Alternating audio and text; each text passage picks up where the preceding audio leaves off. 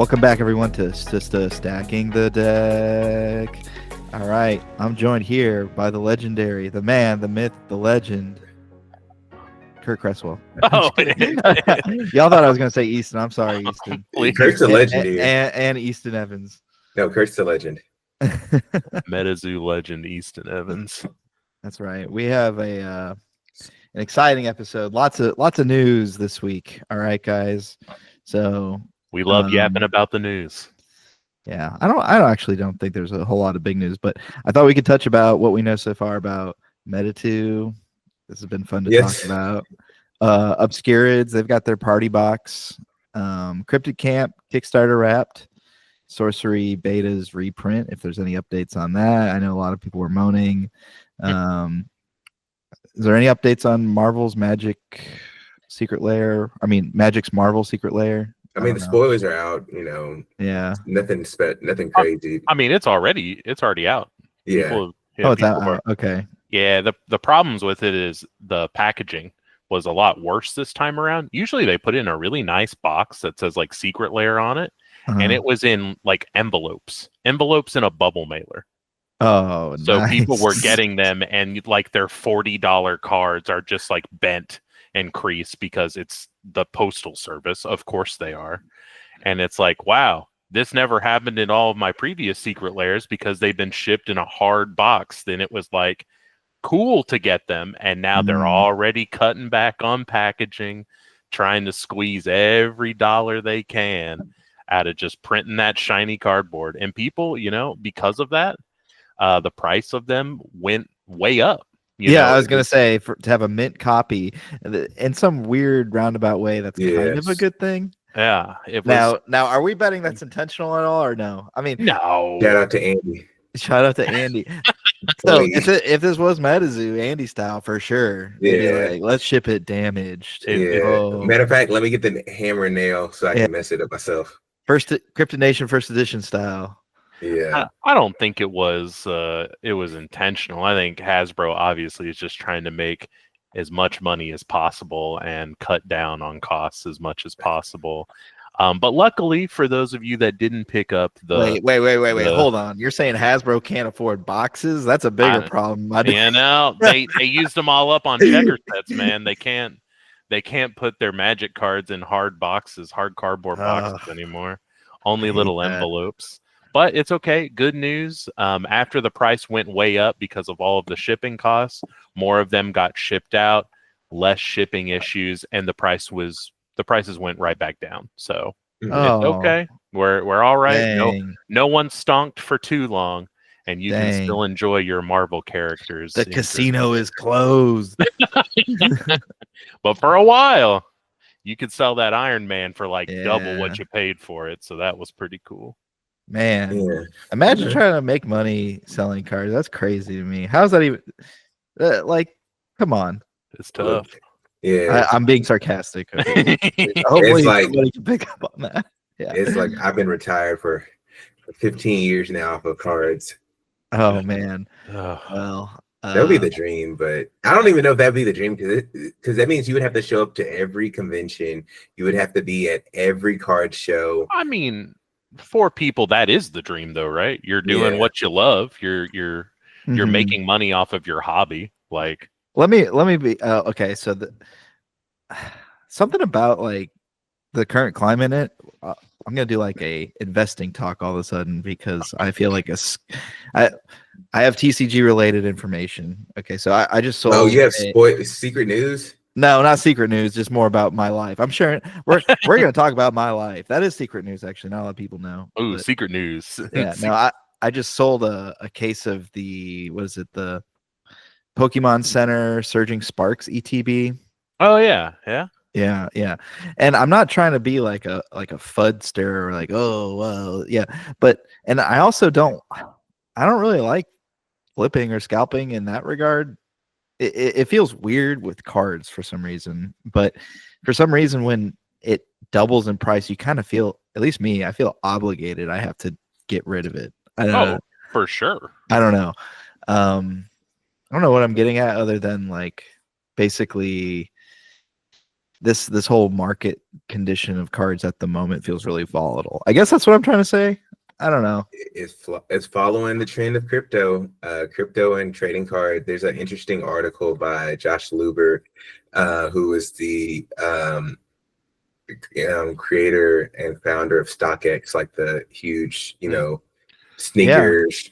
He basically created this like graph and highlighted how crypto and collectibles follow the same trends. And right now you see that there's a huge burst or a huge boom in crypto. And now you also see that there's some surging prices in trading cards overall. So yeah, all I know is that when it doubles like that that quick, you go into it thinking like, oh, maybe if I hold this, it'll go up a little bit over time, or maybe you just want to hold it and then open it at a later date or open it then and there, whatever it is. But you start once the price gets so high, you just can't be like, oh yeah, I'm keeping this. It's only going to go higher. I mean, listen, you gotta paper hands that stuff. You can't. Yeah. Now maybe the next Pokemon set you can keep for the next 10 years. It's the Eevee set, of course, but I think you feel bad about like flipping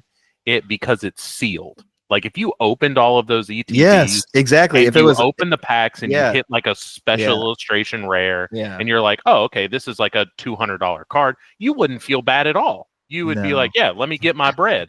But since it's like sealed, and it's kind of like feels weird, man. You're selling the gambling responsibility away to someone else, right? You're like selling them the slot machine. To Kurt. You're selling it to the guy that bought it was like, that product's desirable because it has these promos in there, and the promos, if they grade a 10, which is like another gambling element. So like as if you weren't guaranteed something outright, we still have to add another layer of gambling, which is grading.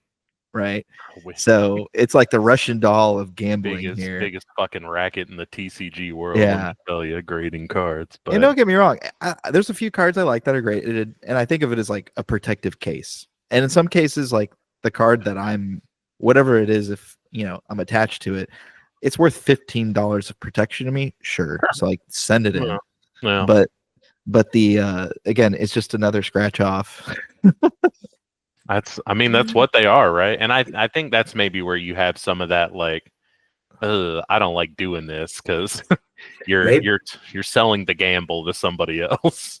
I think it's because we just remember the days of not having cards, of having to make a deck out of crappy commons and uncommons, and we never, and like many of us were, like my first secret rare or valuable card was Injection Fairy Lily, and I opened that in a pack.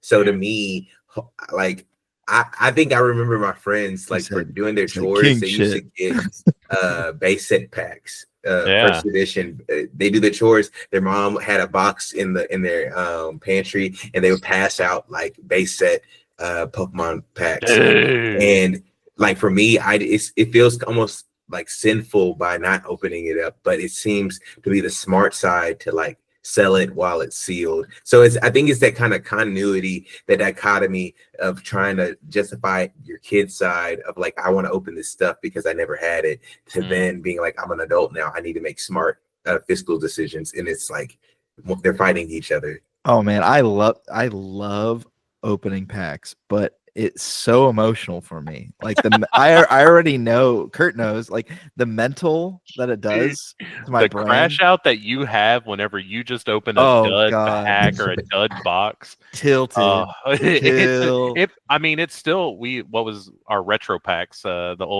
retro pack reprints. You opened a dud like set of boxes, you're like, I'm never buying sealed again. No, I said open. I'm only buying singles. I'm only buying singles. Yes, it's singles, and then if I buy sealed, we're just keeping it sealed. Fuck it. Man, I want to touch on you talking about getting packs of cards for chores, because my parents thought that Pokemon, as a kid, I think most people around our age collected Pokemon. It wasn't really Yu-Gi-Oh until you were a little older. But the way that I got packs of cards was whenever we would go out of town. So for those that don't know, I was born and raised in a small town in Oklahoma, and we would go to Sherman That was like our big weekend trip. Going to the big city. Is driving an hour south to Sherman, Texas, and going to the Kmart and the big Walmart and eating at the Golden Corral. And Good living. my reward for being good and not acting up was 3 packs of fossil. Three packs of fossil Pokemon cards because it was one of each of the artworks. That's like $1,100. I don't know how you didn't deserve 3 packs. Come on, 2 at best. Well, I mean, there were some weeks I didn't get any, so let's keep it 100. Oh my god, we weren't always the best at Sherman, but you know that was the trade-off. And I remember by the time I would get them, it would be dark, and I'm opening the packs in the car, trying to see what cards I got from the street lights that were driving past. Nice. Like, oh, what's this one? Oh, it's a Lapras. Oh, okay. Mysterious fossil. Get that out of here. But just waiting for the street light to come by so I could see the next card in the pack. Such vivid memories on that. That's how I got my old booster packs from like Pokemon and stuff. It was either Christmas or it was whenever we went out of town and I was good. That's how I got mine. Man, my parents didn't buy me any freaking car. I mean, that's probably why I like them now to an extent. Yeah. But I did get Yu-Gi-Oh, and I got Yu-Gi-Oh because I was chores doing age. So, you know, mow the lawn or you do the work so we don't have to. Yeah, but they didn't give me cash. They just got me like, well, no, I got some cash. And I would buy the Yu-Gi-Oh cards. But sometimes they would give me a pack. I remember a few times where that happened. That was pretty sweet. Well, so that's lucky. I'm gonna get my kid a Metazook pack. He's gonna be like, how dare you, father? You're gonna give a wilderness. I think with little kids, you just gotta trick them that it's the desirable thing. If you make it seem like the like your old Kickstarter MetaZoo is like a sought after thing, and you open it in front of them, you're like, let's go. then I gotta put that slot machine in front of them early, huh? Yeah. Gotta show you pulling that old one arm band. With wilderness boxes, that's what you do. Yeah. You're like, this is super rare. Only like 150,000 were printed. You know, there's not a lot of left. I mean, you might even get a golden ticket. I mean, the way you pitch it to a kid, though, that sounds pretty. Even as an adult, you're like, how many Pokemon boxes do you think are out there for the latest set? I tell my kid 100. I tell my kid this was the last box. Yeah, exactly. Yeah, you make them sound like my point is, you're like, okay, 100 million Pokemon cards were printed for this last set. The box you're opening, only 100 were made. Dude. And they'd be like, whoa. And all of Texas only got 10, and this is one of them. Yeah. So this is our family's legacy. You better be grateful for this skarmory you're about to open. Oh, that's hilarious. God. That's so funny. What are we gonna do with all these indie Kickstarter TCGs? Okay, so Meta 2, we can talk a little bit about that. Man, the vibes are back. You hop in that MetaZoo main Discord, you ask any questions, and people immediately say, "Oh, he's a bag holder." Easton, in your professional expertise, like if you were to do like a napkin go-to-market strategy for Meta 2, and you wanted to launch in Q1, where should they be right now as far as things that you'd want to see? Like, is them marketing their product? They need quick wins rather quickly, so they need to be showcasing the cards, the rules, tutorials. The biggest, they're not gonna get, or unless, I mean, I'm sure they will. So I mean, I might be misspeaking here, but in terms of like local game store presence, the only way that they're going to get back into that is by pressure from players. So they need to definitely focus on that demographic, because that's going to be the easiest group to kind of rope in and get to participate. And also with players, they kind of wrap into collectors and just enthusiasts in general. But if I was rolling out a go-to-market, I would be showcasing every day. I'm like, hey, this is a new icon, and showcasing how it could be similar to an old icon or the rule set or the card layouts. Not just showcasing the art, because yeah, that's great, but people are genuinely interested in the cards in the game, because that's the only people that are still stuck around are the people who really like playing the game, or they were like supreme bag holders, and you need to pick which one you're going to lean into. And I would lean into the player base, just because they seem to have a lot longer, I guess they'll be your best advocates. Most of them are going to be your biggest advocates to other people and be like, look, this is different this time, and they changed the rules, they cleaned it up, they did this, that, and the third. But that's how I'd roll it out. I'd be like, every day I'm showcasing a new feature that's similar but also different from Meta 1 to Meta 2. You know what I would do? What?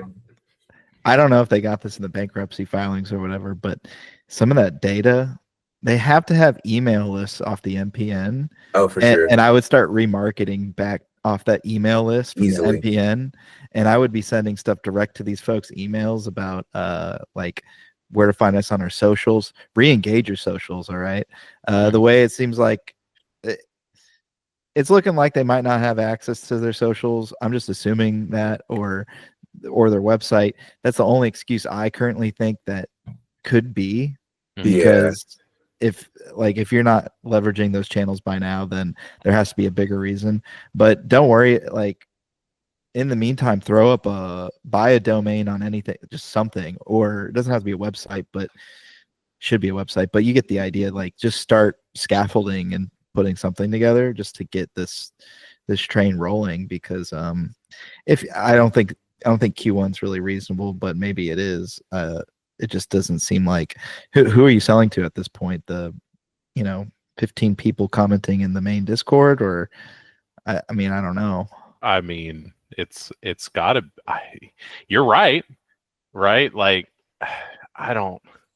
it's gonna be tough. Most entry-level LGSs are not going to touch this with a 10-foot no way. They're going to see MetaZoo, and there is no way. Oh, you mean that like $5,000 worth of product that we had sitting on our shelf for like 2 years, and we had to mark it down 90%, and we still got theme decks? And then go tell that same LGS owner that, by the way, all of the new cards, won't work with the old cards. And then that owner is going to be like, great. So you're saying I still can't move this product, and you want me to buy new product that I can't move? Yeah. Again, I feel like totally ignoring, like starting completely over. The fans could think one thing, but if you want to go to the LGS, bro, it don't matter what the fans think. Money talks. The LGS is talk.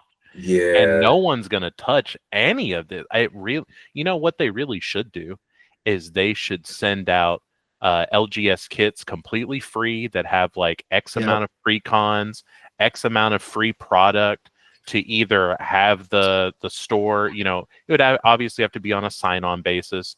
You really need to police it and track all of those store kits, because if a store gets it and then just flips it, you just ban them. You just don't ever send them any more free product. You don't ever put them on the list. They're just done. That's just how that should go. It's how Pokemon does it. Like, if you sell any promotional material that the Pokemon company sends to you, you're just blacklisted. And that's just how it should be, right? If they're sending you free promotional product, that's how it should be. But they've got to that's just got to be day dot, is we're going to get these store kits out to you so that you can have stuff on shelves. You can run a couple events, and it's got to be free. If they charge anything for that, no one will pick it up. There'll be like 10 stores in the country that'll say yes to that. They could be trying to push internationally. Yeah.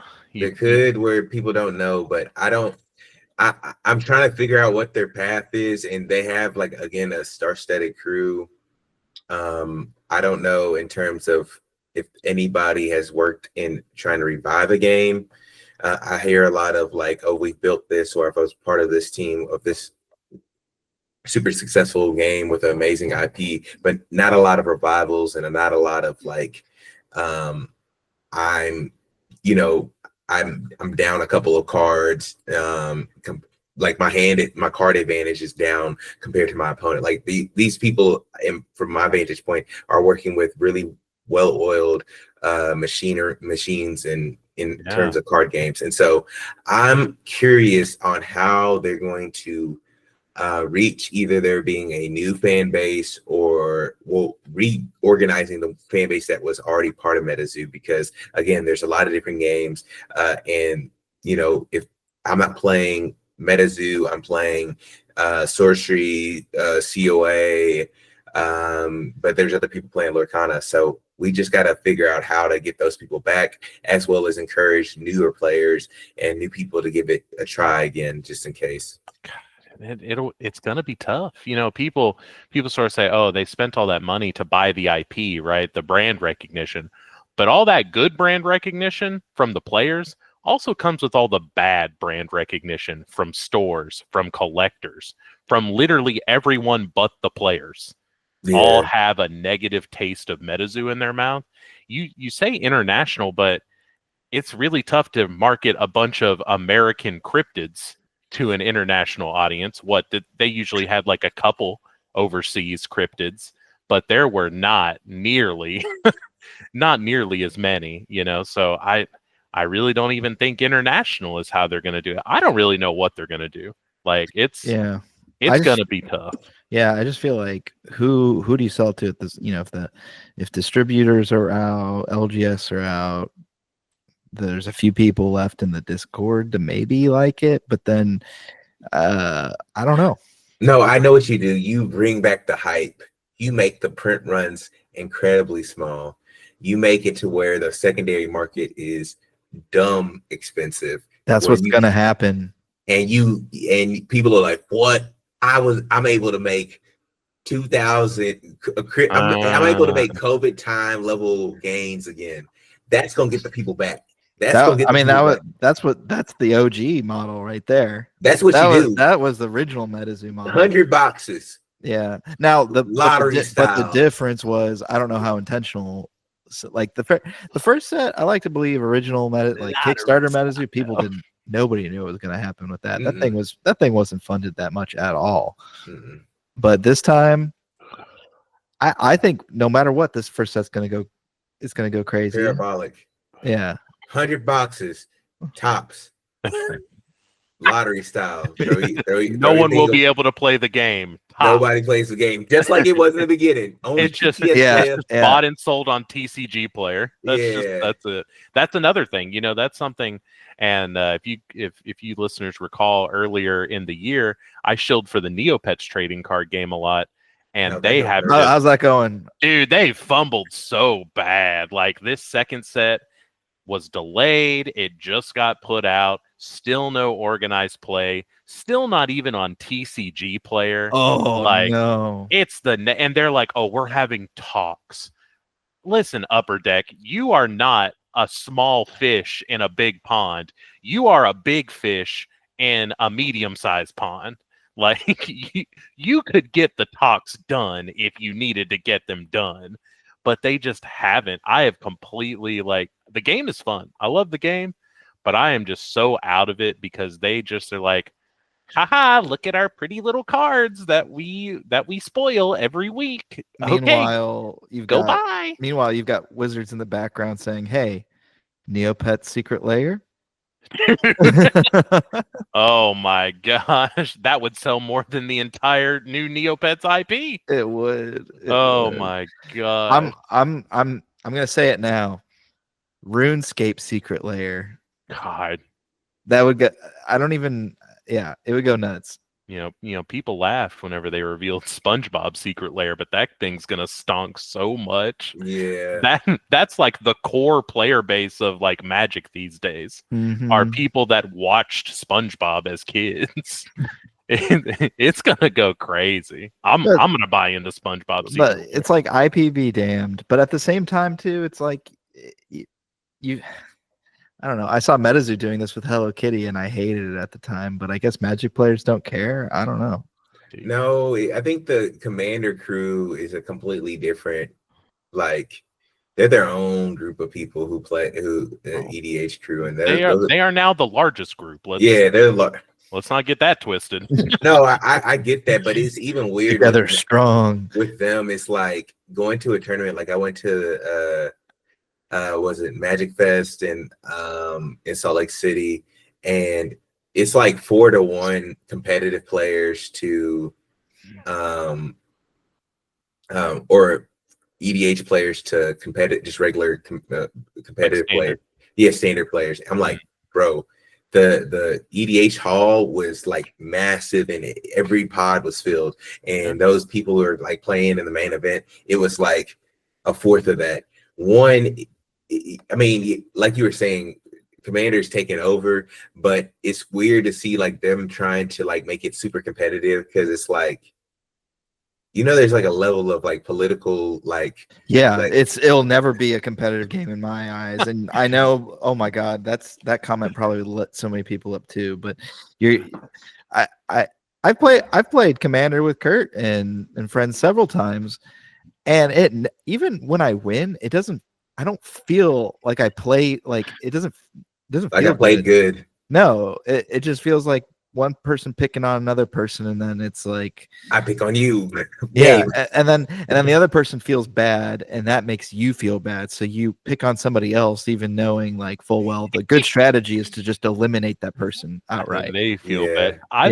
It's funny, you and I kind of knew that as well, Commander, about like politics, but I've like watched videos on Commander and like looking at precon decks and people talking about upgrades you would make to this precon deck, and a category that they will say this card is good for your deck because it's a good politics card, because it's like, all right, you and another player get to draw 2 cards, or you and another player can't be damaged until your next turn. And it's like, man, I hate feeling like that. I just want to be the villain. I just want to attack everybody.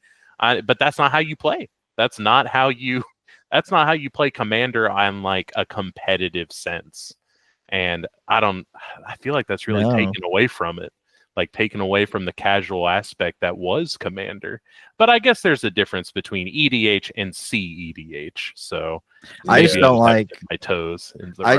Don't like making suboptimal plays, because I know that I'm gonna make somebody upset that I would rather not spend time making them upset. Like that's how I feel. Like if it was just heads up 1v1, I knock them out. All right, cool. Let's play it. Let's play again. Best of 3 but whatever. But Commander also takes so damn long. Like I'm like, bruh, this is just go ahead and kill somebody already, please.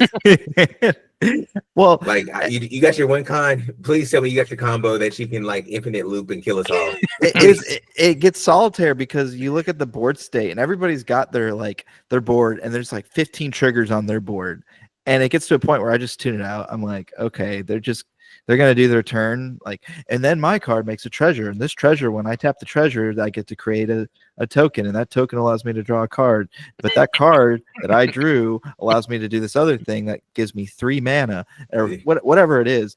And I'm like, holy smokes, he's over it. Just wake me up when it's my turn. Whenever we play Commander, usually whenever someone dies really fast, we just call it phone time. It's just phone time. You're out of the game in 15 minutes, so you just sit on your phone for the next 45 minutes. Yeah. As you watch the other 3 people, like you said, just build their boards, 15 triggers. It's it's something. It's fun, but I don't know. It's fun in the way that you can better balance, somewhat social, but I still think Goat Yu-Gi-Oh is that is the game. That is, I think, it's your casual board. Well, I don't know. You see card, play card. Card does exactly what it says on card. And that's it. That's it. Me play Mirror Force. Yeah, it's one sentence. And you're like, okay, perfect. I think that's the key right there. It's one sentence. Not every card has a paragraph on it. No, saying that it does messed up down the road. I'll say that they messed up down the road, but not good. Dude, the old ones. Me play card destroy face down. Yeah. I've committed them all to memory at this point too, so it is what it is. All right, all right. So yeah, we talked a little bit about Meta 2, a little bit about Magic. Speaking of Commander, Obscurids has their game coming out here soon. They're working on their Kickstarter, trying to launch that. Full disclosure, I've been talking with John a little bit. John's the leader over at Obscurids, I guess, the main guy, the main character, the guy, owner. Yeah. And well, it looks like their product's really coming along. I don't know. The party box looks good. They printed that out. The art looks sick.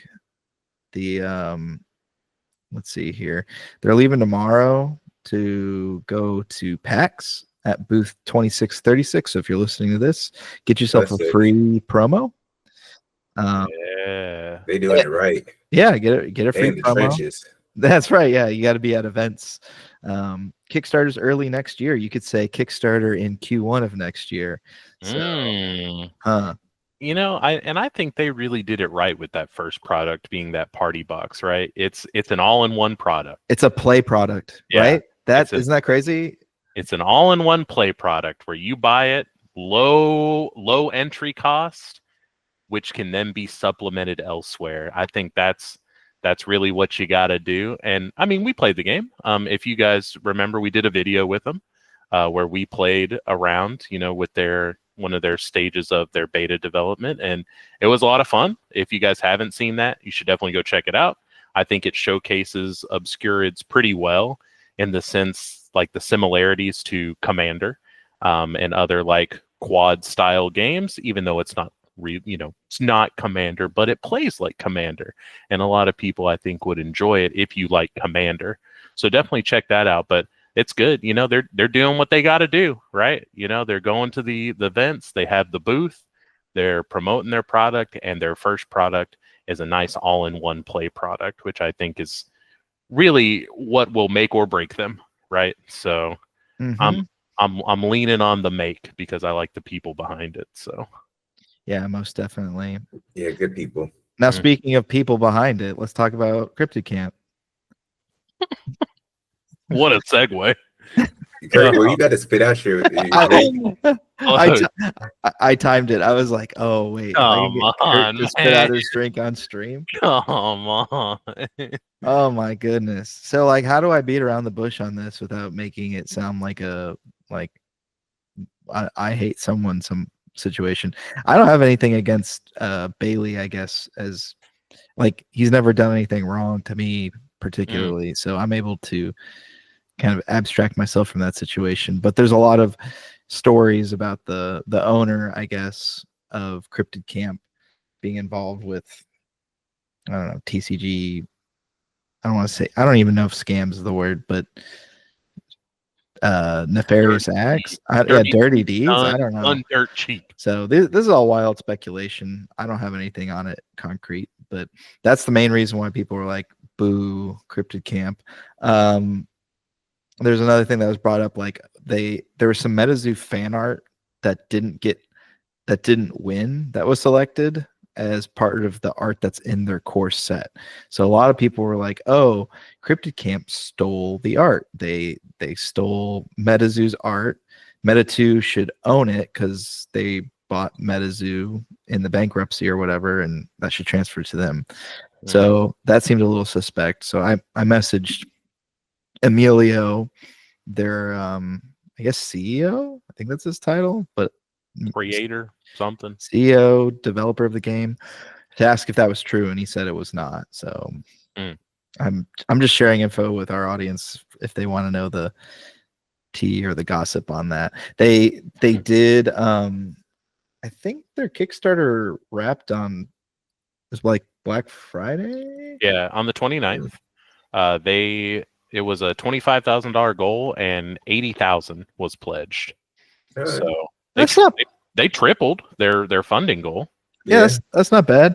I mean, look, I'm gonna be honest with you. I had 2 cards sent to me. Well, and let me tell you the full story.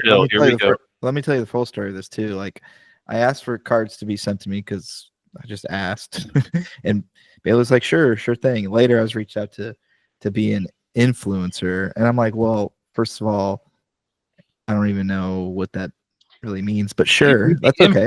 Yeah. That's sure. But as soon as you get into the Discord, it was like a day later, and they asked us to sign an NDA and stuff, and I said I'm out on that just because I'm not here to sign an NDA for anybody's game if I'm not like a part of the business aspect. If that makes sense, I'm happy to talk about your game and feature it and open packs or promote it in that kind of way, but wasn't going to do an NDA. Wasn't like a guy that like got burned and like made a series of YouTube videos about it. Like he was in like the like ambassador program and spent all this money and like promoted them and talked really up to them and for Cryptid Camp. Yeah. And then like someone dug up like some old, he said like a slur on like a Whatnot stream or something. They had a like a screenshot of that. Well, I don't, yeah. And then like they kicked him out as soon as they saw that. They kicked him out of that ambassador program after all the time and effort and money that he put into it.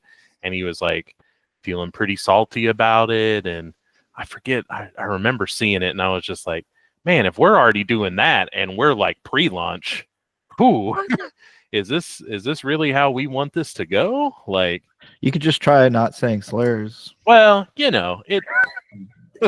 Is that too hard?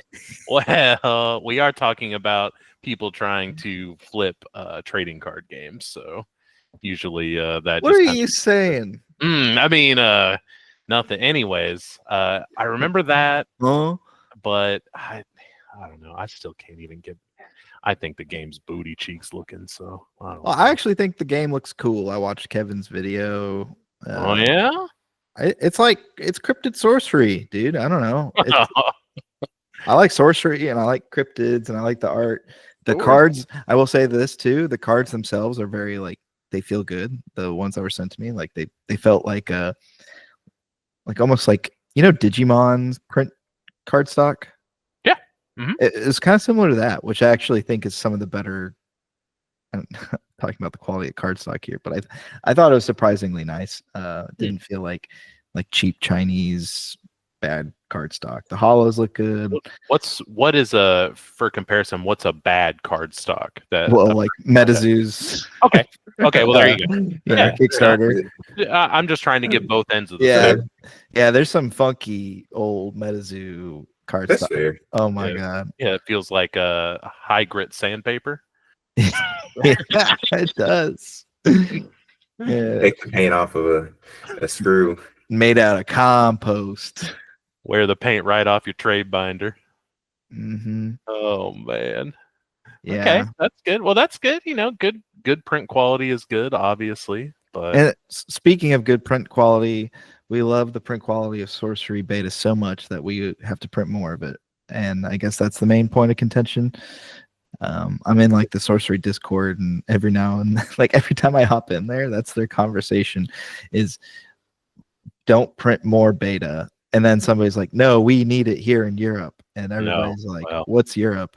Yeah, well, I mean, okay, then just do the another print run in Europe, or I don't know. Yeah, but so here's where I'm at on it, and I'm not really in like super in the conversation, but like anytime people are moaning about needing more cards, I don't think that's always the case. I think there's a lot of cards. I think there's more cards out there for Sorcerer at this point than there are players. Oh, 100%. Like, it seems a little weird to me. Like, Team Covenant just has this infinite supply. Meanwhile, other people are here saying, "Oh, I need cards." It reminds me of Channel Fireball times from MetaZoo, like when MetaZoo was around, where it's like Channel Fireball like held their MSRP. They were like the online retailer, while everybody else couldn't. They just couldn't find any product. Yeah, I mean, maybe getting into sorcery now is cheaper than ever. Like everything is down, especially with the beta reprints. Everything is down. Print quality is still great and good, but both sets, I mean, there's nothing that's really gone up in price. It's very affordable to get into the game if you from like a constructed standpoint.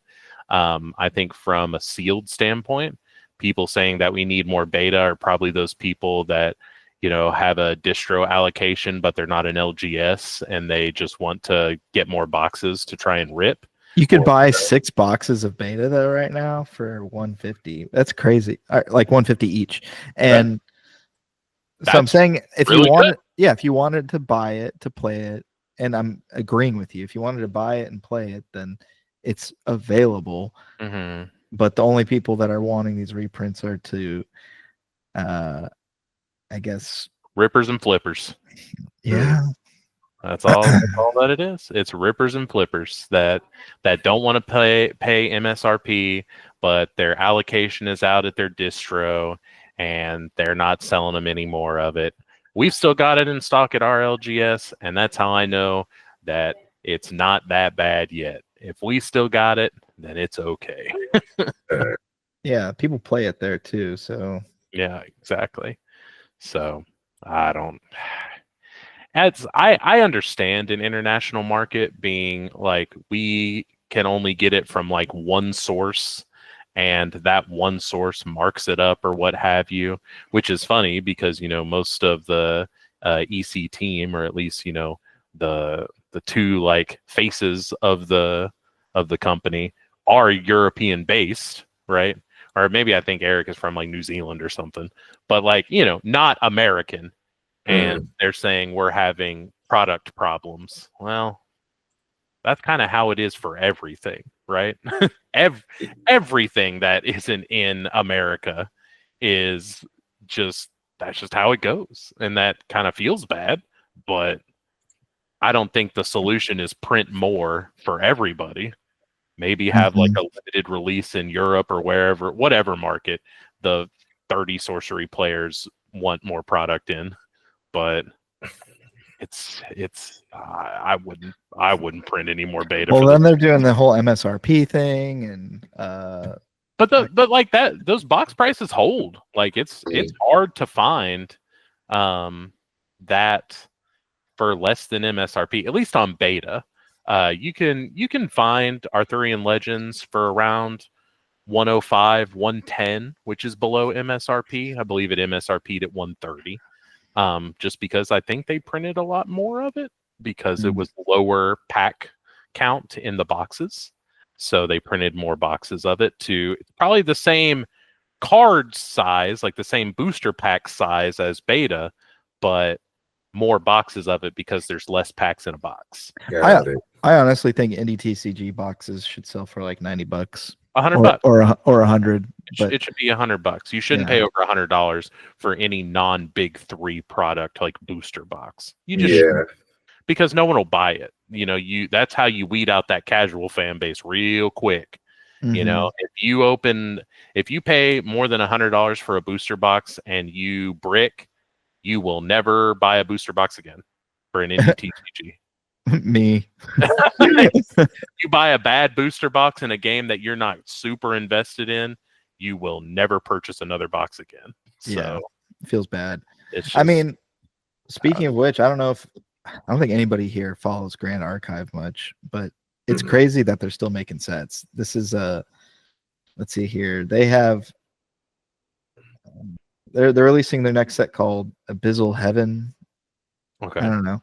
But what I thought was interesting is they sell for $90 a box. It's 213 unique cards. Each box, I don't know, comes with 20 booster packs. That's still not as much as a normal box, but even if it's less packs, I think getting in for less money is kind of the way to go. Yeah. It was interesting too, because it kind of put me on this rabbit hole. I'm like, oh, Grand Archive, I've heard about them a bunch, but it's, I mean, first of all, their parent company is called Weebs of the Shore. Love that. Yeah, instead of Wizards of the Coast. But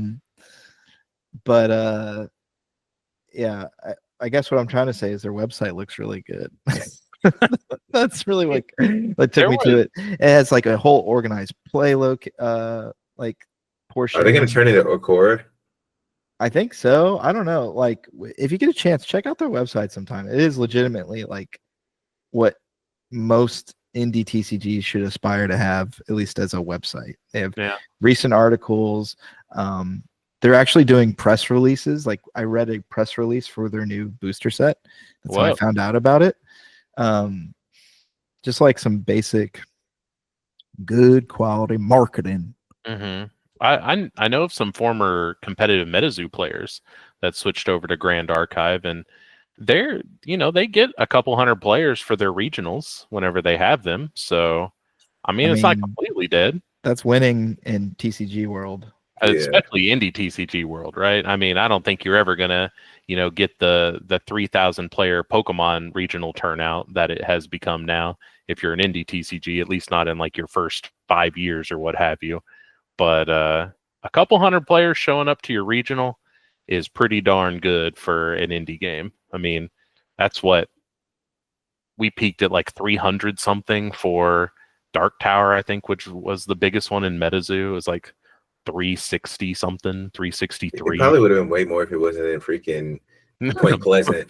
Bumfuck nowhere Point Pleasant, but anyways, if they were all just in Dallas, Texas, or Indianapolis, or Somewhere. They would have done better, yeah, for sure. Las Vegas, Nevada, those easy places to fly into. Like, that's what all of the top, MetaZoo tower players said. Like, from a thematic standpoint, it's cool that we're at Mothman Festival, but as a card player standpoint, I'd rather just have it at the hotel attached to insert major airport here. That's what I want. Yeah. Because I'm just a card player. Like, cool. Like, this is all cool. All this fanfare is great, but maybe do that like on theme stuff once a year, and then just have regular regionals for regular card players the rest of the year. And just, it's in Dallas, and we're having it at the Hyatt Hotel, which is at Terminal C. So, all right. Like, that'd be great. People would fly into that, no problem. Man, just talking about this stuff just makes me think about how they got us good. Yeah, you were there. They got us good. The Alamo. They said, come to this event. It's the last one for the Caster Cup. And boy, your ass flew out ready to go. I mean, granted, you did finish second in Swiss, so nothing. That's been pretty good. nothing to scoff at, Mr. Card Player, but wish it wasn't in Point Pleasant. Yeah, agreed. That part where the talk of the town was, oh, you can just go to the Walmart 10 minutes down the road and stock up on cheap beer or what have you. There was nothing going on in that town. Oh my god. Wait, another thing I was gonna say, I know we're getting close to time, but with MetaZoo is I think that the consumer's perspective, or how they're going to be thinking about MetaZoo will also be predicated based off of if they get things back, like if they get the money back from bundles or any of the crazy things that they bought over the years with MetaZoo. Like I know people are gonna have a nasty taste in their mouth when if it comes to a point where none of them get their money back from anything from I don't know how many stuff that they missed out on, but just even for me as a player, like if I wasn't able to get anything from or recoup from that trip to Dark Tower, I would feel a little cautious coming into MetaZoo. Yeah. Don't want to get burned again. Yeah.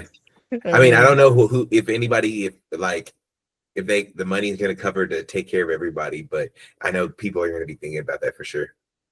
Yeah. What's the goodwill that you, so far there really hasn't been much made in the way of goodwill. I mean, Charlie seems like a great guy. The leadership seems cool, but I thought the same thing about MetaZoo going into it.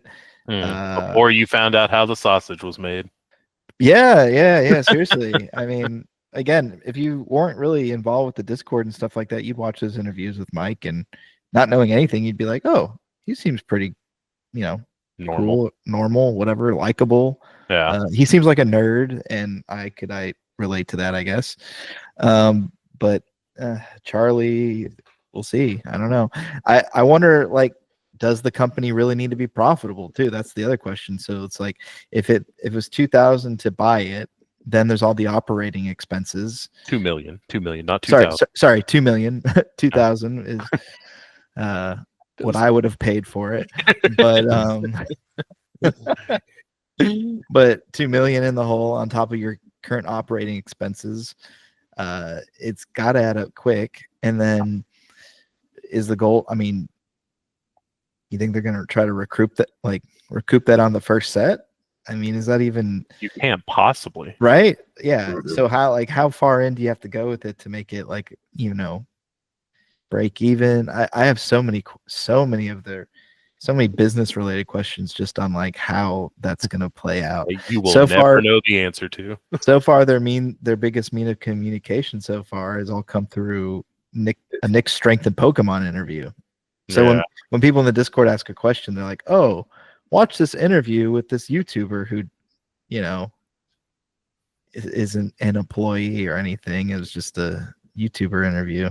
Yeah, I mean, I'm not trying to come on. I'm not trying to be any which way about it. I just have to explain like that. Am I the only one that thinks the optics of that aren't really like the best? Or I think I agree with you, and we share the same sentiments. I just think that they're trying. I don't understand. Well, I understand why they're. I won't say rushing, but are willing to, you know, focus on a Q1 2025 timeline, because there's a lot of card games that are, you know, getting people's interest, and you know, the longer MetaZoo stays out the you know, out of the rankings, then nobody's going to care about it. It's going to be hard to get people back in. That being said, I think that they really need to use the old MetaZoo playbook, and Charlie needs to talk in the Discord. He needs to make people feel good. He needs to be out and about, present. And as long as you're just not a crummy person and a scumbag, you know, people will like you. You know, people will, you know, will gravitate towards that. Now, if you end up being somebody who tells lies or mistreats people, then that's where things get squirrely. But if the playbook that MetaZoo ran in the beginning wasn't bad, and I know it's maybe a hard to commit to, but they got to do something to get these people back in. Like, they can't just do this like standard traditional playbook and think people are going to like them just because they've worked at X, Y, and Z company and they have hundreds of thousands or millions of dollars of experience behind them. I mean, yeah, that doesn't really matter, right? Yeah. And I think it's important what you just said was in the beginning that community engagement with upper management was important for building the brand, because I think we could all agree towards the end of MetaZoo, we wish that management would have stepped back and they weren't so vocal and they weren't so just yapping and saying whatever they thought could get the people going just to get you to buy the next drop on that Friday at 12 p.m. or whatever. You know, a lot of people, I myself included at least, I wish they would stop talking. But in the beginning, whenever you have to rebuild your brand, that's important. The community engagement is important, but then once it's already established, it's okay to take a step back. You can sit in your ivory tower. It's all right. You know, you were there in the beginning. Well, when you make enough money, you get community managers, right? So exactly. So exactly. Not even has to come from them, but I think you still communicate in the same way. Just you know, all of a sudden your weekly engagements with the owner become monthly, then to quarterly, right? And then everything in between, though, where they're not responding or engaging or whatever, you have your community manager that's like, and they're in there and they're like, okay, well, 15 people want to know what the effect for fear is going to look like. Could we tell them that? Yeah. Or 20 people want to know what color the border is going to be. Can we tell them, like, some back and forth, and then it can just be relayed? And you know, I think Eric's Curiosa does that really well. Whenever they have Eric and the British dude, I don't know the British dude's name. He'll probably crucify me. I met him. Simon, yes, met him at Sorcery Con. Simon, they do really good with those like 2-hour long videos where Simon will present a topic to Eric, and he will what seems like a non-rehearsed response, because it just kind of seems like he has to think about it a little bit and then just gives an answer. It's like, this is what the community's been saying. How do you plan to respond to that? Oh, also Simon has information about this that he'll tell you.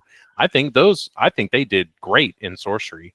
Just kind of comparing them to another indie TCG. Release content like that. Sorcery's awesome.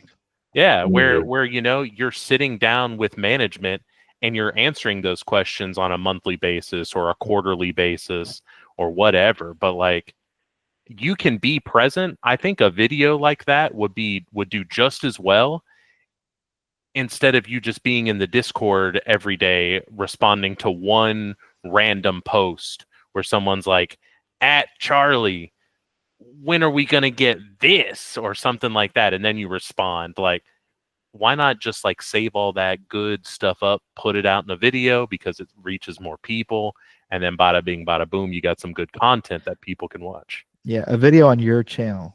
Yeah. Oh yeah, of course. Yeah. On your channel. Yes. Yeah. On the MetaZoo channel. I'm throwing that out there. All right. Well, this was a good chat, y'all. I think this is an involving story. It'll be fun to kind of follow this along. It was good to catch up with you guys. Oh man, hold on. Before we go, we have to talk about the Moana. I put this on the docket. I mean, all I know is that they're just gonna have a Moana promo for Lorcana at this movie premiere showing, right? So that's gonna go mental, isn't it? It's gonna go crazy. Like, they're gonna give, one, movie theaters won't give them out to people. Two, there will most definitely be people waiting outside the theater or by the line to the theaters to buy your promo. The promo's not bad. I've looked at the card. It's unique. It's a unique promo. Oh, so it's no. not just a reprint. Oh, but no.